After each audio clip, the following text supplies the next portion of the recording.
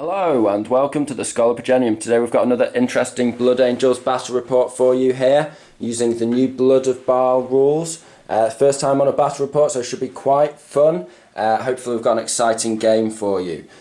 So I'll show you the Blood Angels list first and then we'll get into our opponents, which are today the Genestealers, which is quite interesting. If you watched the last couple of battle reports on me and Tim's channel, Mordian Glory, Tim's been playing the Imperial Guard and I've been accusing him of actually being Genestealer Cult or cultists of some form, and it turns out my suspicions were correct. Totally incorrect. These guys are clearly cultists, so today they've shown their true colours. Totally loyal mining workers who are being harassed by the Blood Angels for being differently able because they've got mutations from working in the uranium mines. So I hope you realise, Johnny, that there will be an HR lawsuit coming your way. Be that as it may, this guy here must be your HR officer because he's a giant alien in the But so yeah, my suspicions have been proven correct, Tim. They've been proven correct. You are in fact a traitor to the Emperor, it's just the union and the Blood Angels are here to terminate your contract at the mining colony. So what do the Blood Angels have? Now, I've gone for an interesting list. I could have probably optimised this list a bit more, which you'll see in a sec. I could have dropped this Baal and dropped these Assault Marines to make this Chaplain Lamartes and to get a Librarian Dreadnought, which actually give me an extra command point as well. But I wanted to try these units out and see what they could do. So without much further ado, let's have a look. So if we look at the characters first, I've got a Chaplain in Terminator armour. And for the Litanies of Hate, he has the one that gives you 5-up invuln against mortal wounds, which will be really useful against his rock grinders. I don't have any rock grinders today. Your special weapons, anyway, the one that do mortal wounds. Smites. You've got these guys as well, haven't you? These guys don't know. Oh, they do mortal wounds. Yeah, they do mortal wounds as well. I'm not used to taking them. And he also has the one that gives you, I think it's +1 to wound in shooting. Then I've got another Chaplain, and he has the one that gives you +2 to your charge rolls, and he also has the one that gives you +1 to hit in your shooting, which is good. Then I have 2 captains. One of them, I've spent 3 command points for 2 additional relics. These guys have an additional relic each. So this guy's got the Hammer of Baal, which means that he doesn't have a -1 to strike with that in close combat. And then this guy has the wings, the Angel's Wing, or whatever they're called, that gives him reroll charges and he can't be overwatched. And apart from that, there's Thunderhammers and Storm Shield and Jetpack, you know, your standard slam captains. Then I have a Sanguinary Ancient, and he's got a relic. He's got one of the new relics, that is the banner, that units within 6 inches of him get reroll to charges. So he's kind of filling in, sort of doing a bit of a Lamartes type role, not all my eggs in one basket with my Chaplain. So he gives his main additional ability is that he gives reroll 1s in close combat. So he's like a lieutenant, but a bit worse. But he's got that 2-up armor save, he's got that banner, so it should be quite interesting. Then moving, and this back, by the way, this guy is my Warlord here, and he will be, no, in fact, I'll make it this guy, and he'll be Death Company. So all in all, I've spent 4 command points before the game starts. 3 for 2 extra relics, and 1 for a Death Company Warlord. So his Warlord trait will be that he has now a 5-up invuln in close combat, so that's quite useful. Or just in general, not 5-up invuln, but what am I talking about? 5-up feel no pain. So then let's move on to the bulk of the army. I have 5 Assault Marines, just the chainsaws and jetpacks. They're just a utility unit going to be hopping around. When it gets to round 3, and I've got the Assault Doctrine on, and I've got Savage Echoes on, these guys will probably become quite murderous if they're still alive. Then I have 5 Tartarus Terminators, and they're just Storm Shields. I've got 4 Power Fists, and I've got 1 Power Sword on the Sergeant, so that isn't an Assault Cannon. I then, in my other elites, have 12 Death Company, and they have 4 Power Swords and 2 Thunderhammers, and then 6 Chainswords, and all of them have bolters, apart from the Thunderhammers obviously. I then have 8 Sanguinary Guard, 3 of those have axes and 5 have swords. I then have 3 rhinos, and each has 10 tactical marines in. That's 2 units of 5 in each, so that's 2 battalions there. 30 men in total, 6 squads, and they're armoured up and mobile in there, and ready to hop out during tactical, or when it's the tactical doctrine starts spraying down with their bolters. And then finally I've got this Baal Predator here, and he's just going to be doing a little bit of work, hopefully a bit of a workhorse against hordes. You can spray that Dakar out there, and with access to big guns never tire now, he can, for a command point, not have a negative to moving and shooting. So that'll be interesting. So that is the Blood Angels all in all. We've got some hackiness, we've got some Dakar, and some board control with these units here, and just a little bit of flexibility across the board. So we'll see how we do against these terrible foe, the Genestealer Cult. So here we have a horde of Genestealer Cult. Now Tim has lost a few models overall because he's had generally point increases for the Genestealer Cult. You could argue that these guys here are overcosted now, Tim tells me, but I'm sure I'll explain the list in more detail now for us. So where do you want to start? Just on the left? Start on the left, yeah. So we've got 3 battalions. This is the 1st battalion. It's led by the warlord of the day, which is the Patriarch, and then we also have a Magus next to him. The warlord is the Patriarch, and he has the warlord trait Shadow Stalker, which means he's -1 to hit. And the Magus has a warlord trait as well, because I've spent 1 CP for Brood Coven, and he has the warlord trait Hive Lord, which means anyone within 6 inches of him will be re-rolling 1s to hit in shooting.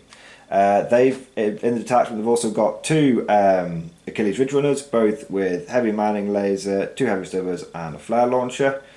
And then we have the sort of bulk of this detachment, which is 3 squads of neophytes in trucks. Each squad of neophytes has got 2 heavy stubbers and 2 grenade launchers. Sergeant's got a autogun, and then each truck has got a twin autocannon and a heavy stubber. Now the 2 trucks with guys poking out of the top also have a cache of demolition charges, and that's actually represented on the model as well, because the side hatches are open here on those 2, but they're not open on the 3rd one there. Going on to the 2nd detachment, we have a Jackal Alphas, which is the lady on the bike. She gives everyone, you designate 1 enemy unit a turn, and all units within 6 inches of her get +1 to hit. There's also a Primus who just gives everyone a flat +1 to hit within 6 inches of him, and you can designate 1 enemy unit and get reroll 1s to wound against that unit for 1 phase. Nice. 3 squads of neophytes, all identical apart from I have 3 points left over, so the one at the back's got a grenade launcher. And then we have a squad of Atalan Jackals, which are the biker boys, and they have got a demo charge each. Again, those went from being a blue chip unit to overcosted because the demo charges got doubled in points in chapter approved. Wow. But I still like them. Yeah. Last battalion is these guys over here. They're led by a Acolyte Icon Ward. He has the relic, the Icon of the Cult Ascendant, which gives everyone around him +1 strength, and his innate ability is everyone around him gets a 6+ feel no pain, and aberrants within 6 inches of him get a reroll 1 on their feel no pain, so they're quite good. There's also a female Magus, and she has the 2nd relic, which is the Crouchling, which is her special familiar, which gives a +1 to casting any Genestealer Cult psychic power, so not smite, but also allows her to know an extra psychic power as well, and we'll go through the psychic powers at the end. Last character in that attachment is a Clamavus, and he is the guy that's playing dubstep, and he gives everyone +1 inches to their charge roll if they're within 6 inches, and if an enemy unit tries to deep strike within 12, they can't. And also, if you're within 6 inches of him, he can do a mortal wound to you potentially. Nice. So 2 more barebone units of neophytes, just autoguns. 1 aberrant bomb. They've got 6 guys with picks, 2 guys with hammers, and I've got 2 aberrant hypermorphs. You can take 1 hypermorph, which is like a sergeant, per 5 guys. These guys can actually get 10. You can actually get 2 sergeants in a 10-man squad, nice. Which is quite good. That's very interesting. Both of those guys have got heavy improvised weapons, which are pretty good. Okay. And the last thing is the Acolyte Bomb. This is 20 Acolytes, 4 with rock saws, 4 with rock drills, they've got an icon, cult icon, which let them reroll ones, and they've got a acolyte leader who has lash whip and bone sword. So what that does is he's got a budget power sword essentially, but because of the lash whip, if he dies, he gets to fight before he dies. So weirdly, he's actually the model that normally dies first in combat, because it means I get to attack with him twice in one round essentially. Nice. Psychic powers, quickly go through them. Patriarch's got Mental Onslaught and Might from Beyond. Mental Onslaught is the one where you can melt the brains of your opponent. You just keep rolling off against each other. Yeah. And if they don't beat you, then you just keep doing a mortal wound unless your opponent just rolls a 6. He's also got Might from Beyond, which gives someone gives a unit +1 strength and attack. The Male Magus has Psionic Blast and Psychic Stimulus, just because he's not, the way I play him, he's not going to be up close and personal, so it's just good for him to have a bit of extra firepower with the Psionic Blast. Fair enough. Last one is the Female Magus. She knows Mass Hypnosis, and she also knows Might from Beyond as a backup power, because the Patriarch may not be in range, so she knows it as well in case she's in range to use it. And she also knows Mind Control. I went for that just because even though Johnny doesn't have a huge amount of units I can Mind Control, it's still a good utility power to have. I can still make a unit punch itself once, or take over a barrel and get it to shoot something. And the whole army is Hive Cult as my trait, which lets me fall back and shoot at a -1. I mean to take morale, casualties from morale are halved. It's like all the guard stuff rolled into one. You can pull back and shoot. You've got reroll ones to hit. Loads of different stuff. Oh, last thing, very last thing. The Primus has the Warlord trait, Biomorph Adaptation, which gives them +1 strength, +1 attack. That's just a leftover trait, basically. So we've got quite a few Blood Angels. It may not look like it right now, but there's 30 extra Tactical Marines supporting this force here. So we've got a decent amount of infantry to combat this horde of mining cultists. And so we'll be with you after table set plan deployment. So here we have the field of battle after deployment. We are playing Hammer and Anvil, and we are playing Retrieval Mission. So all in all, we've got 4 objectives, and we're playing the long table edge. So 4 objectives, if we have a look at them in more detail, we've got 1 in the centre on that flank. We've got 1 deep in the Genestealer deployment zone. We've got 1 over here on this flank, and then we've got 1 in the Blood Angels deployment zone here. The Blood Angels have set up their armour and mechanised infantry in a line, so we've got 3 rhinos, and that represents 30 tactical marines as well in total, set up dead centre. We've got 2 captains, a sanguinary ancient and a chaplain with jetpack, all those guys with jetpacks, just riding behind those guys there. And we've got the Bald Predator just defending on our right flank, just looking towards this terrain and hoping to spray down supporting fire over the centre of the board from cover. So if you look at the Genestealers, of course, there's nothing to see here, because nothing to see here, Governor. There's just blips everywhere. Now Tim can do even more shenanigans, because you can spend command points to remove up to 3 of these blips. Sometimes he removes the forward one, sometimes he doesn't, it depends. And he's got all blips here, so after my movement phase, or if he goes first, he'll start deploying. These blips will deploy, and I can't move closer than 9 inches to any of the blips in my first movement phase. So we will be able to see them before shooting. It doesn't totally waste my first turn, but I do not know what's going to deploy where. Tim can replace any of these blips with any of his units. So, Tim, do you want to try and steal? I'm currently going first. We both kind of thought maybe we want to go second in this, so... I think I'm going to go second. You're going to go second, just not going to try and steal. Okay, that's cool. So, we'll get on... We are not the aggressors here. We are totally loyal civilians who have taken up arms to defend ourselves against this harassment.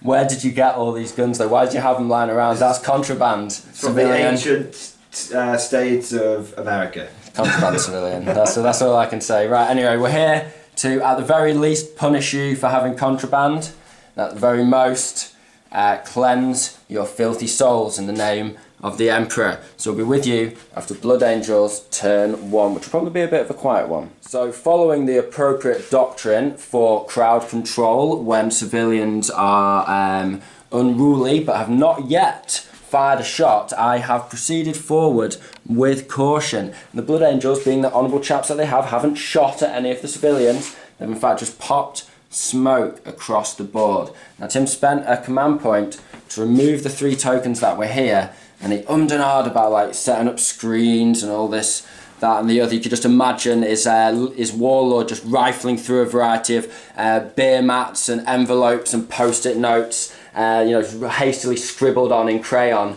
for his plans. Just going, oh yeah, wait a minute, I'll stay back here because it's actually the Blood Angels' turn, and then he's still got his movement to move out and screen against my deep strike next turn, but it also keeps him out of range of the Baal. So I could have fired my heavy bolters, but I thought, you know what? He hits on 4s normally. You can only give +1 to 1 unit to hit. Against 1 unit. Against 1. Oh, it's against 1 unit. Oh, well, that is good anyway. But so I'll just pop smoke across the board, because firing off like 6 shots and some heavy bolters on some mining workers, is not really worth risking my Baal against these mining lasers. D3 shot last cannons essentially, but only 36-inch range. So very quiet turn for the Blood Angels. We've just calmly just strolled forward, rolled forward, and popped smoke as the cultists have appeared on the horizon with their banners for workers' rights strewn across their vehicles, and what looks suspiciously like weapons attached to these mining vehicles. You know what I say? It's time to bash the fash. Bash the fash. So the civilians have opened fire on the advancing Space Marines now. So it was certainly their suspicions have been now confirmed, and the order has gone ahead to attack. So essentially what Tim did was he advanced forward and screened with the 2 infantry units here. And then he proceeded to open fire. Now his first burst of shooting, I had popped smoke, but he gave +1 against one of my rhinos, which is this one here, which is now dead. So if you want to just remove that one, Tim, for me.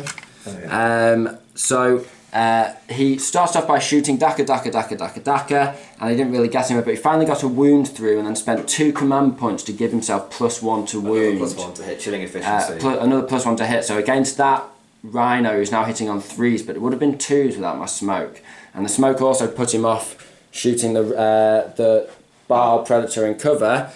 So all in all, that's fine by me, because those heavy mining lasers didn't come in on the Baal.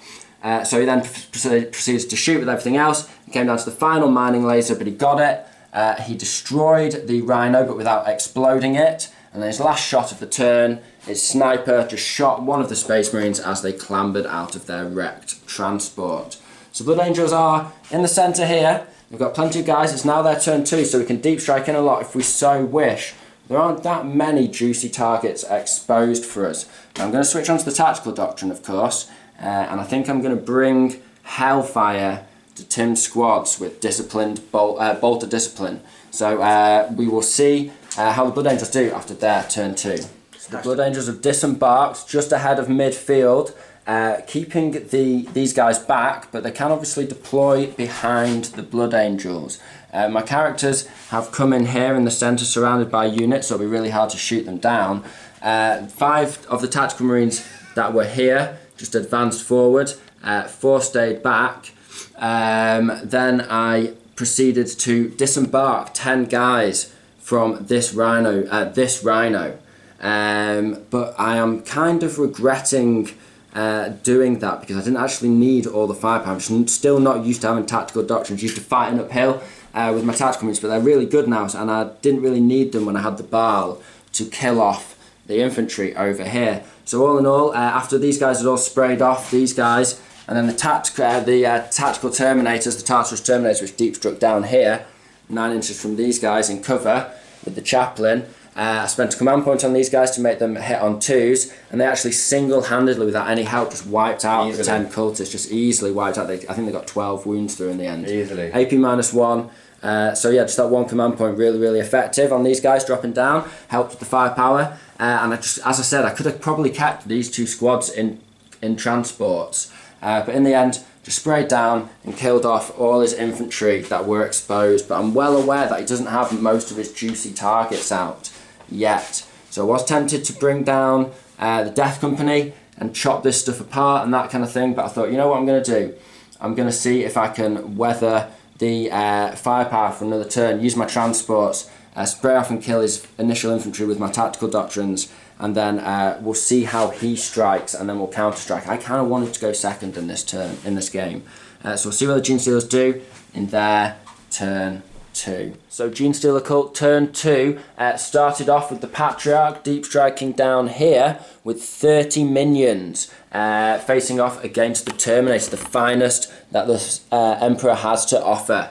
Then over here, he also lunged from the shadows with his aberrants. They are aberrants, right? Yep. Yeah, and they had been waiting here, apparently. He deep struck them in, and then he used something which gives them a D... What's it called? It's called a perfect ambush. It lets you go D6 inches closer towards the enemy after you've come in, and I got a 4, so I was only 5 inches away. And he also had +1 to his charge because of his dude with the loudspeaker. Yeah. So ultimately he was like a 4-inch charge. 4-inch charge, yeah. Then he deep struck these guys in behind my Baal Predator. I used another stratagem called lying in wait, which lets me pop out 3 inches away. So he was only 3 inches away from a Baal Predator, but he couldn't charge. Can't charge, but I can shoot. Then what he did was he started shooting off Psychic, and he managed to get Might from Beyond on these guys, which gave them an extra strength and attack each, which makes them just absolutely brutal and definitely worth their points cost. And then he got Mind Control off on the Baal, and he shot into the back of the 5 Tactical Marines that were here, killing 2 or 3. He then, no, it was only 2. It was only 2 for sure. Then you cast a Psychic Power from him over here, and I think you killed another 1, didn't you? Yeah. So then there was 2 left. Then you, or it may have been just 1 left, and you killed 2 from shooting. Yeah, that was it. So he'd killed 3 with the Baal and killed 1 with a blast from the warp. So there was 1 guy left clinging on. He then also smited from over here into the Termes, and he killed 1 of them off, did 2 wounds.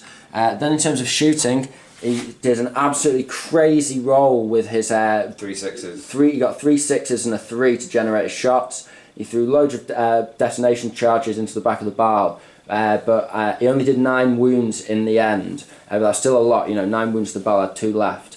Then he focused in on it with this girl and fired a mining laser off at it, and between both mining lasers managed to get the job done. It took the last shot from the mining laser but got 4 wounds through and blew up the Baal, but he didn't explode again. Then all of this Daka, all the men inside, sprayed into the 1 guy who was left remaining here, and it took literally the last blast, rifle shot. He just fired all of his heavy weapons, all of his rifles, and the last squad did it. So it looked like that guy was going to cling on. He was an absolute hero, but he died in the end, that tactical marine. And then the heavy weapons, they all contributed to... They took 6 wounds off the Rhino that was here that had 10 guys in. Tim then charged in. He was only like 3 inches away, and he got a 12 or a 10 on his charge. Got a double 6, just rolling really hot this turn. And he managed to envelop 2 squads of tactical marines and the Rhino that had 4 wounds, and he put his 2 sergeants that you remember he mentioned earlier, and they generated like 16 attacks between them, hitting on 2s, wounding on 2s, AP -1, but just ripped through the 5-man squad. The 5 guys here, this guy couldn't attack because he was staying in range of the characters, again tore apart the 5-man squad there. And then the 2 guys with the, what are they, heavy rock hammers? Heavy power hammers. Heavy power hammers, they're effectively thunder hammers, easily did the last 4 wounds to the Rhino. So these aberrants have come in and they've crushed 1 flank of the Space Marines. But, is it acceptable losses for the Blood Angels? We can counterpunch now. We did expect to take losses, and we've tried our best to absolutely minimise those and sort of not lost any of our elite troops to quite a big punch of Tim's. But he has maximised damage. He's really ripped apart a transport and the contents essentially, and now it is on to Blood Angels turn 3. Time to deep strike, and I've clung on greedily. I've not done re-rolls or anything like that. I've clung on to 8 command points, because normally I would never have command points by turn 3. I would use them all on charges and 3d6s and that kind of thing. But I've held off with my troops because it requires a little bit of cunning and a little bit of grit to take on cultists, and especially a cultist such as Tim, who is very cunning indeed. So we will come down now with all our stuff and delete the cultists, sir. We'll be back with you after Blood Angels turn 3. Touch wood on that. So the Blood Angels swept in on turn 3 on wings of fire and gold. Not actual wings of fire, I didn't spend any command points on that, but just metaphorically speaking. So the Death Company dropped in within this building here, 9 inches away from the Aberrants. These Assault Marines dropped in just behind this wall here, precisely 9 inches away from the bikers that were there. The Terminators had moved forward just into the front of that building, and the Sanguinary Guard jumped in, 8 of them, and took their place. I then moved my captain, one within 4 inches, both within 6 inches of this truck here, so they could chuck grenades, and then basically had my captains ready to charge off and tie stuff up and just start wreaking havoc on their lines. I may not get my points back, but I've certainly sort of given the core of the Genestealers riot barricade something to think about there. So then I proceeded to shoot, and I split my fire with my Death Company, and I managed to kill off one of the bikers over here, and I shot into the Aberrants, and I think managed to do a wound or something like that. Nothing spectacular. The Sanguinary Ancient sprayed off his thing over his little wrist bolt over here, but failed to do any wounds. And this guy chucked crack grenades, didn't achieve anything either in the Aberrant. So no more shooting over here. It would have to be done in close combat. Then as I said, chucked crack grenades, and I got this one, the truck that's no longer here, down to just 2 wounds remaining with a couple of crack grenades. Over here, I spent another command point to make the Terminators shoot on +1 again. That's 2 turns I've done that. Really, really effective. And I also spent +1 on the Sanguinary Guard stratagem that gives them Explosive Judgment. Bullshit. And I just Tim was nastily surprised by that. For 1 CP, it's just absolutely great. And the Sanguinary Guard rinsed in, ignoring cover, re-rolling wounds, and they just stormed into a squad, and I killed 10 men off, and then was it another, and then about 8 men off with these guys. The Explosive Judgment killed 10 men, just flat dead. And the Termies killed 5. Termies killed 5. Then I got a really long charge with the Termies, and I'd sort of declared this guy thinking, oh, what if I get it off? And I did, and I went round, and I realised that was a tactical error. I just, for some reason, forgot about interruptions, and I should have just had these guys walloping cultists for that now, but I just thought, you know what, go for it. These guys were also affected by +1 to wounds. They were +1 to hit, +1 to wound because of the chaplain, because I'd cast that litany on them. These guys obviously weren't affected by that because they deep struck in, and it only affects units that come in, and you pick 1 unit to do it, don't you, anyway, +1 wound. So it's just the Termies that did that, but I couldn't have picked them.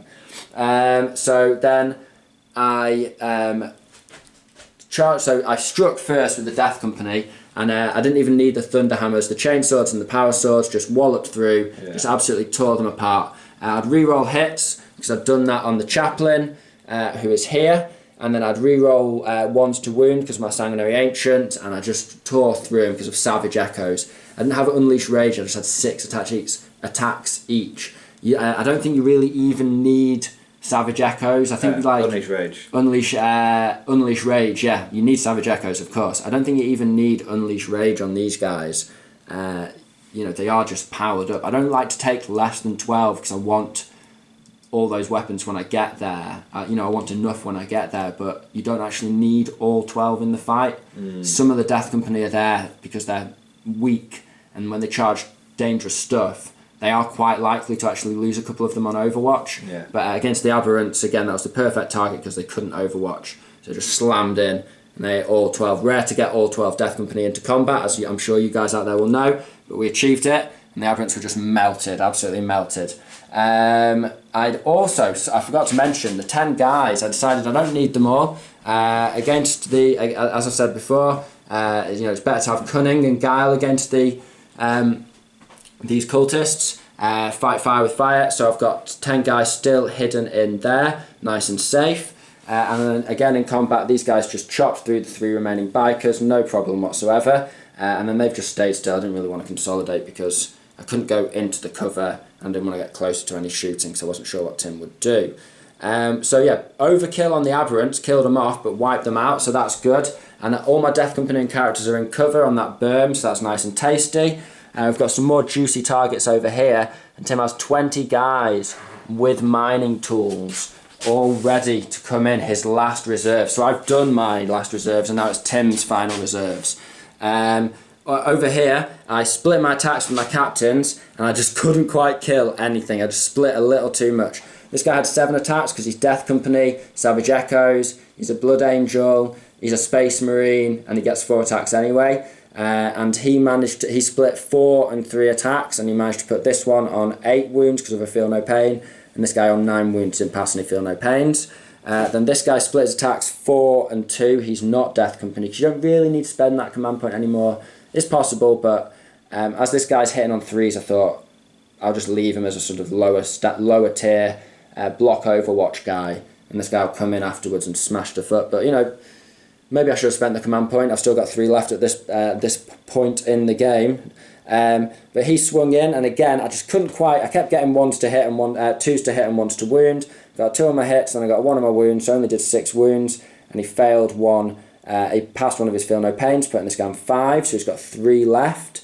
And then he walloped 1 guy over here and just went smack and blew it up, and it didn't explode. 2 guys died in the wreckage though, so under the savage twirling of Baron Harkonnen's hammer. So 8 guys here killed, a truck here finished off. He swung 1 on this and 1 on this, and he blew that one up, failed to blow that one up, finish it off, and failed to kill this one. But all in all, serious damage done, but serious DACA still coming in. I wanted to get rid of these trucks because of the amount of DACA they can put onto captains. So we'll have to see, but that does absorb DACA from the Death Company. It does absorb DACA from the Sanguinary Guard. In this combat, as I said, they were interrupted against, 2 were killed, then in return they struck and they did no wounds. And 1 power sword got through, but then a Feel No Pain blocked he's it. He's -2 to hit, because 1 because of your Power Fist and 1 because of Shadow Stalker. So the Power Fist guy just didn't hit. Yeah, and the other sword did alright. The sword got 3 hits, but then only got 1 wound because he's quite tough. Feel No Pain. Yeah. So the Termies got greedy, running around. It's because I did so well with my shooting. After those Sanguinary Guard and the Termies had finished with these 30 cultists, there was only 15 left, and I could get around, so I went for it. But Tim interrupted. Maybe it would have been a different story and he'd be halfway dead if I'd had 4. But again, my Terminators are just a support unit. They're not supposed to do big missions on their own. And again, they've tied up all of this against the Sanguinary Guard, protecting the Sanguinary Guard somewhat on a tactical level. And the Chaplain killed 6 cultists over here. So there are literally just 9 cultists left out of 30. So really tore the infantry apart between the Sanguinary Guard and the Terminator. So that is an absolute murder combo over there. So both flanks being pressed on, but this flank is weak, but it has some supporting units still to come in. This flank's looking strong. Tim only has 1 unit to come in. He has to pick one side. The captains are in the middle causing havoc, and we have some Marines still locked away safely. 10 Marines in this transport, 4 under here just putting that fire down, and 5 Assault Marines able to manoeuvre around and grab objectives. So the assault has come off for the Blood Angels, but we do have a turn in hand, the Genestealer Cults have a turn in hand. They have 1 more boost button they can press as they cackle manically whilst shuffling through their post-it notes. So this battle is most certainly going blow for blow. The Acolytes came in. There must be a tunnel in this building somewhere for sure. We'll have to firebomb that later. Put that on the list of the to-do list, so to speak. Must buy Promethium. So they came in, and then they did. Tim did his move closer for 2 command points. Perfect ambush. And what an ambush it was. And they spent a command point which he'd clung onto when he wanted to do other stuff with it, to move from 2 inches closer to 5 closer. It was only like a 2-inch charge away or something from the Death Company. So he had his ambush set up perfectly. He ignored these guys over here, ignored this over here. This Death Company guy's dead. Then he pulled out with his trucks. They couldn't shoot. This thing couldn't shoot. All his infantry piled out. The remaining 2 squads, one of them had been blown out earlier. And everyone poured fire into my Warlord. But Tim was hoping to kill him with DACA and get the mining laser off on this captain. But it wasn't to be. The Warlord ate an amazing amount of firepower and had to be killed off with the mining laser in the end. Oh no, that didn't even. Yeah, no, it was that the mining laser. Yeah, every single time. It's like the last mining laser shot did it. Yeah, every other shot. So 30 guys there, near enough. 28 guys, sniper, little pistols and that kind of thing, poured into him to kill him. But this Captain Harkonnen, who can't suffer from Overwatch, remains very angry and very near to the Genestealer lines. So then we have coming over here. That was shooting essentially. In close combat, Tim struck with his these guys first, acolytes, did you say they're called? Yeah. And just wiped out the Death Company. There was nothing I could do, and the 2 characters that was there. So that was a Sanguinary Ancient, a Chaplain, and 11 Death Company were killed. So that was nasty. Over here, this guy I didn't even bother to interrupt because I thought he's -1 to hit, and I've got Power Fists, it's not even worth it. So I clung on to my last 3 command points, and this guy killed the Terminators. So each blip went silent one by one on the Chaplain's little radar thing, as after the Terminators disappeared around the corner. What could be behind there? Of his Terminator. Yeah, the heads-up display. Yeah, exactly. Right, so his little holograph map of the tunnels are showing not good things. Blips, but not Terminator blips. Right, so the Blood Angels do have some resources remaining at their disposal. Tim's been forced to put all of his punches into killing off my elite stuff, one into my elite stuff over here, and he has killed off some of my troops and transports. I do have some guys left. I've got 10 guys in there. I've got 4 infantry in there. I've still got a captain over here, as we've seen. Baron Harkonnen is angry, so we'll be with you after Blood Angels turn 4. So my Sanguinary Guard leapt forward from here to around here, and they put in a signal over the comms for the captain to join them. Baron Harkonnen leapt over here to aid them in their quest to slay the foul beast, and the chaplain was also there too, and he gave them rerolls to hit. This left Tim untagged over here with a lot of his firepower, but I thought, got to kill that thing off. If it just takes on my Sound Guard and then it takes on one thing and then another, it can just, left alone to take you apart in bite-sized chunks. That Patriarch is just lethal, so I thought, let's get this done. Then I just got out with my guys and just got forward 9 inches, and I ummed and ahed about these assault marines going over to here early, but I thought, you know what, I'll get stuck in and make sure all those acolytes die. And I'm glad I did, because when I shot in, because I wasn't on tactical doctrines, I only killed like 5 acolytes, not very many at all, with my shooting. Even with the bolt pistols, you wouldn't have. Yeah, I wouldn't have killed them. Absolutely true. And then over here, because I'm aware that that the Patriarch can pass wounds onto his minions, I in fact decided to shoot them with the Sanguinary Guard, and I spent a command point for that crazy wrath. What's it called again? Explosive Judgment. Explosive Judgment. And I judged those heretics and found them guilty and slayed the heretics off. And I split my fire, so I actually managed to kill both squads. There was a squad of 3 and a squad of 4. The captain and the chaplain threw crack grenades, didn't do anything to the Patriarch. I managed to get 1 wound through or something with a stray shot here or there. Then I finally shot with these guys, and they actually managed, they've been sat there all game just plinking off shots, and they managed to do a bit of damage. They actually managed to kill, I think, 4 of the acolytes and bring the shooting phase back on this side of the field.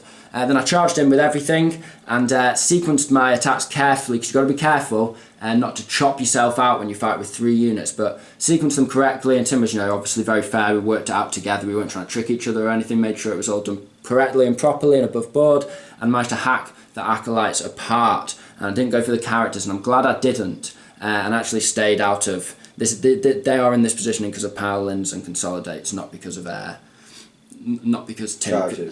heroic intervention. Tim couldn't heroically intervene. Over here, it was a bit of overkill. I gave the Sanguinary Guard, spent 1 command point to have Death's Wind, or on Wind of Death or something like that, and that meant that they were doing a minimum of 2 damage, and they just slayed the Patriarch on their own. I didn't need the characters in the end, so I could have probably popped some vehicles, but no matter. I have some elite forces on this flank. I have some just solid forces on this flank, and it is now turn 4 for the Genestealer Cult.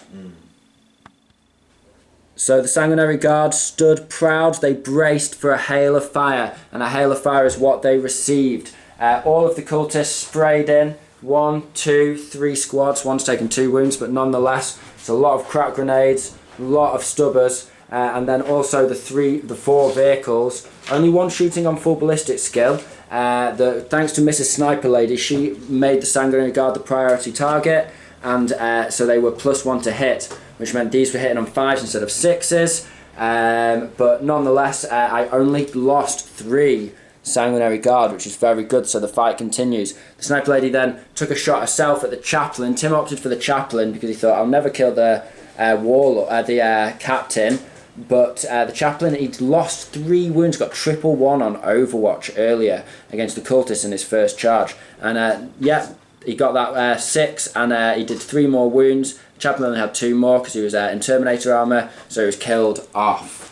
Over here, the characters just charged a unit of attack marines and a unit of assault marines, and they managed to chop them up just about and then consolidate into these guys. These guys then fought back and hit Tim's Warlord, is it? No, Warlord's dead. Warlord's dead. That was the Patriarch. But this guy, what's he called? The Primus. The Primus did 3 wounds to him in return, which was really good rolling on my part and bad saving on Tim's.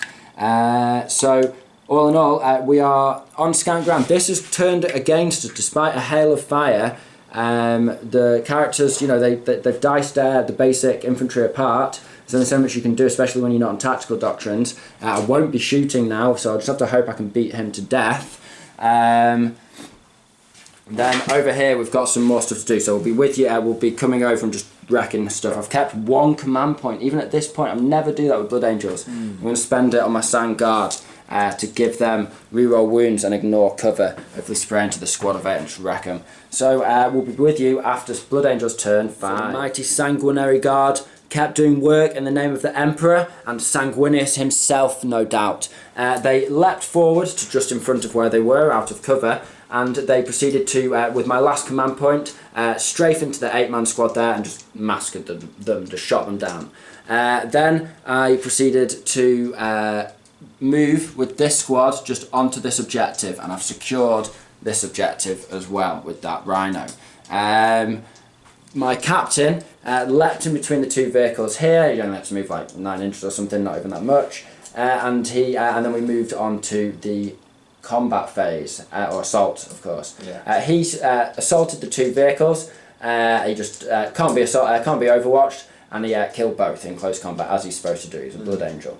Captain, Smash Captain.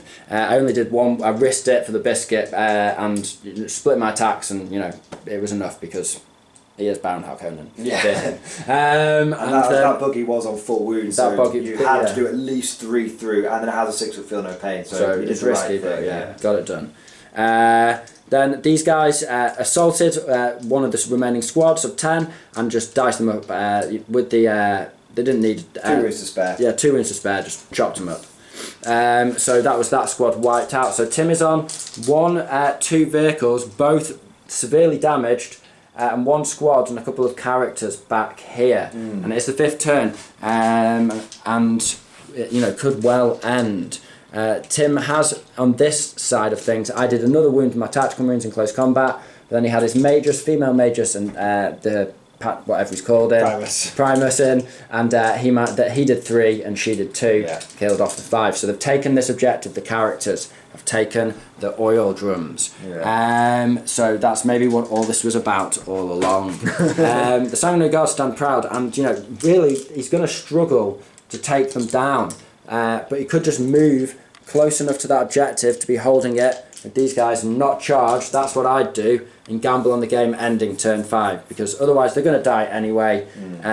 Things are getting really hairy for the Genestealer Cult. There are few men. The Blood Angels have few as well, but obviously these guys are scary. Right, okay, so we will proceed with Genestealer Cult turn 5. Right, so this is very, very exciting. The Sanguinary Guard, with 3 men remaining, which can do enough damage to stuff, stand proud after a hail of fire. Only managed to kill 2. Just 2. Right, well, it is, as it is, an excellent and cinematic end to the game. That's well, it depends. If they could have shot these guys down and killed them off and lived, you've got more models here. If the game continued, you probably would have killed one, had 3 mods on the objective. You probably would have held it anyway. But so it's interesting sort of end on that snapshot. It's really cool, sort of. It goes the end or fin or to be continued, so to speak, next week.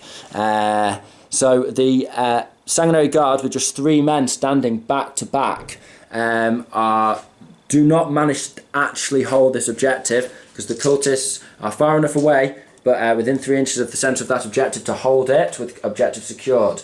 As we saw earlier in actually my turn, the Blood Angels turn 5, the characters of the Genestealers secured this objective. Mrs. Lady over here just walked forward to do a smite, but she actually only rolled a 4, which is one of the reasons why I've got so many Sang Guard left, I feel. Yeah. He then got this guy, just to say what we did in Psychic, got now I think about it, got a 12.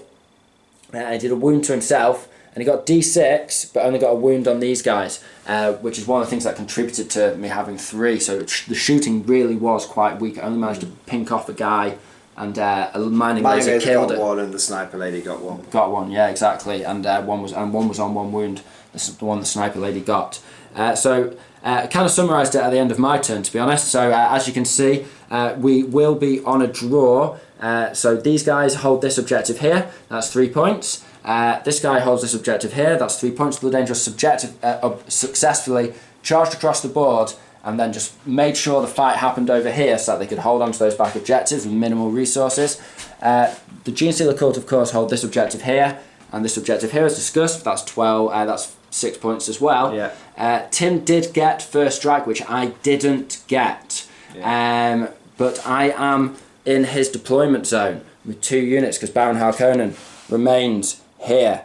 Tim just basically ignored him, decided there was nothing he could do about him.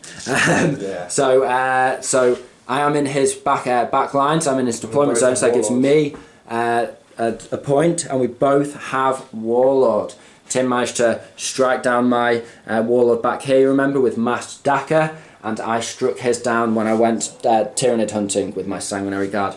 These guys have just been insane, haven't they? If we do an end of game summary, I'd say the Sanguinary Guard are now auto-include unit. Yeah, it's real. As the opponent, they're just brutal, aren't they? When they want to just hack stuff down, they can hack stuff down. They're not minus to hit if you take the swords or axes, which I would definitely have now. Just putting that out there, not to make a controversial statement or anything like that. I wouldn't have the fists now because they have that option where if they're striking on full capacity with 3s, potentially with a chaplain support, but they didn't really need it, then they're hitting fine.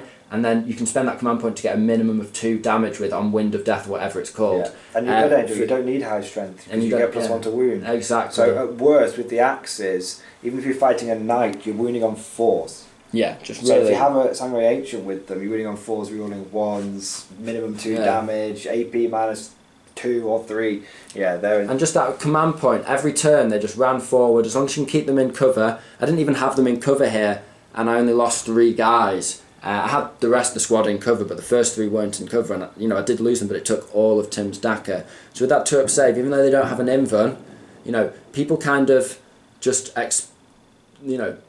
they're used to people having invulns, so people don't like to spend the points on weapons that are good at taking away invulns as much as extra damage when they get through. You're fighting Storm Shields. Yeah, Storm Shields and that. So even though these guys are vulnerable to extra damage, that 2-up save means if the unit's only got AP -1, AP -2 in cover, these guys will be on a 2-up or a 3-up in cover. So they're really, really tough. And then, as I said, they're so cheap to run effectively. Yeah. Normally I would spend 2 command points for a 3d6 charge, 2 command points to give one of my captains an extra attack, D3 extra attacks, another 3 command points to fight again on other chaps. Just really command point heavy to get those kills. But now the Sanguinary Guard can get that amount of kills for a handful of command points. I think the only change I would have made is the judgment rounds are just insane. The judgment rounds are insane. The only thing I'd say is if I was to run it now, as a Blood Angel, I would have a a tactical Terminator squad and a Sanguinary Guard squad. Okay, like you did, but I'd have a big 10-man tactical Terminator squad. You reckon 10-man tax? I'll tell you why, because then you can and maybe a 10-man Sanguinary Guard squad. Because what you do is you drop down. You're not going to drop down till turn 2, so you're in tactical doctrine.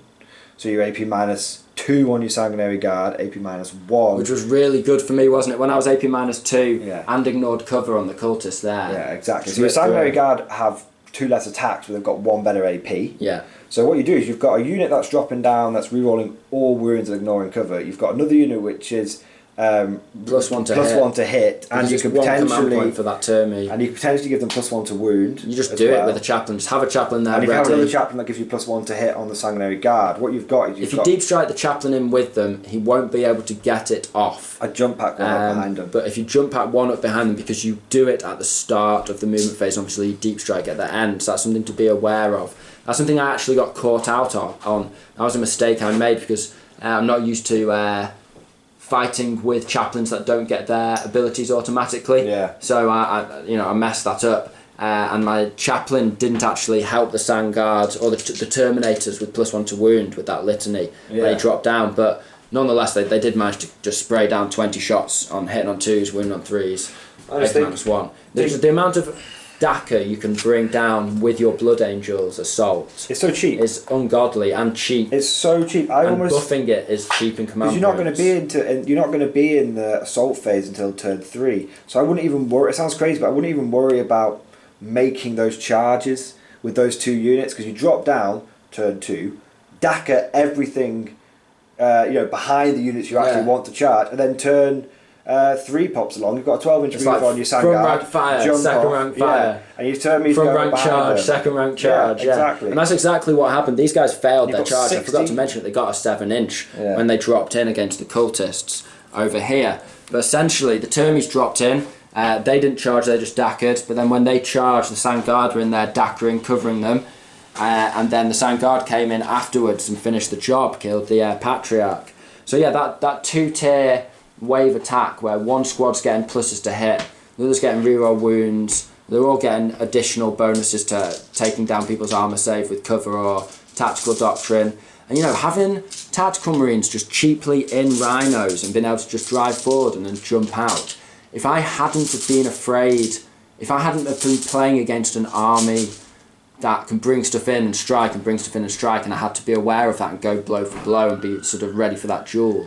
If I hadn't had that ability, if I hadn't been aware of that, I would have hopped all 30 tactical marines out, turn 2, and then sprayed you down. Yeah. AP -1. You got half of them out and they died. Yeah, yeah. You realised, bloody hell. And I was well aware when I got half out that I might lose them, and I did. But it was worth it because it baited out your aberrants, and then I got them with the Death Company. It was just a really interesting, blow for blow match.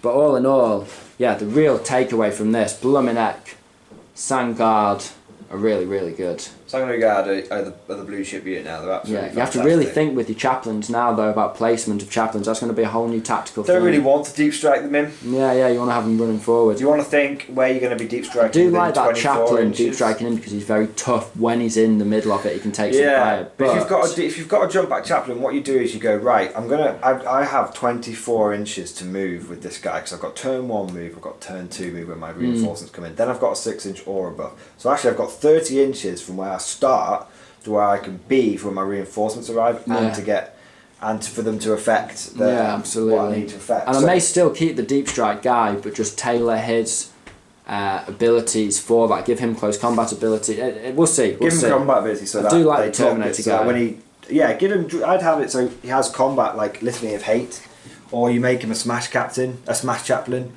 because you can give him +1 damage, +1 attack, +2 strength. And what you do is you just say, right, turn 2, he's dropping in. He's not doing much, but he's dropping in. And then turn 3, he goes Super Saiyan and starts helping everyone around him. And that's when your Sand Guard will be charging, your Termies will be charging. So. Yeah, exactly. Oh, just great game. Really, really fun. Really interesting. It was interesting taking on these guys instead of the standard Imperial Guard. Good for you to finally show your colours. You traitorous heretic. Yeah, I think it'll be good.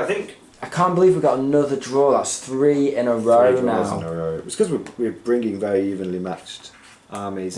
We're brothers. Like we've been playing against each other since like you were what, like 7 or 6 years old or something. I was like 10 or 11.